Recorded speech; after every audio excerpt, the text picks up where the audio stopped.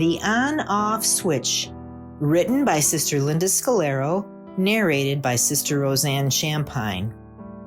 I bought a little toy for my great-nephew's first birthday, and I was pleasantly surprised to learn that it came with a switch to turn off the noise. As my daughters are now young adults, this was new to me, and not the case when they were his age.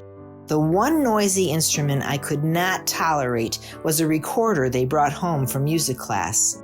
I secretly threw it away and couldn't process how a music teacher did it. The on-off switch reminds me of the distractions I face every day. My phone has an on-off switch, but I rarely shut it off. In fact, it is probably my biggest distraction. It does strike me when I get my weekly screen time report. How could I have used that time more productively, I ask myself. Distractions aren't new. For example, David was distracted by Bathsheba. Solomon was engrossed with his lavishness and indulgence. Peter was distracted when he took his eyes off Jesus when he walked on the water. Even the soldiers who placed Jesus on the cross distracted themselves by gambling with dice for his clothes. Scriptural verses to not become distracted.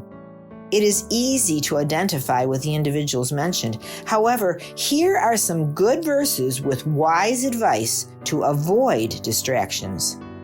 1 Corinthians 7:35 says, "And this I speak for your own profit, not that I may cast a snare upon you, but for that which is comely, and that ye may attend upon the Lord without distraction."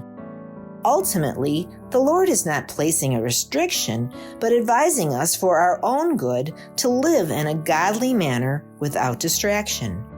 Romans 12:2 also advises us to not be conformed to the world, but to be transformed by the renewing of our minds. And be not conformed to this world, but be ye transformed by the renewing of your mind, that ye may prove what is that good and acceptable and perfect will of God. Takeaways. 1. There are many more scriptures, but these point out that it will benefit us to not conform, remain focused, and renew our minds, which for me is spending time with the Lord each morning. 2.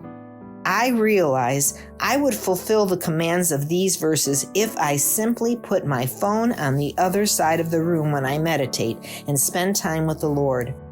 It doesn't take much for me to become distracted when my phone is nearby.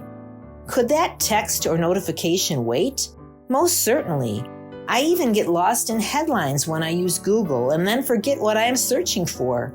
It would really be for my own good to place that device on the other side of the room. Like the on-off switch for my nephew's little toy, I think about the noise I face each day. How often does that switch remain on? I noticed when my nephew brought his toy to my house the other day, the switch was off. A great reminder for me to turn off my noise today as well.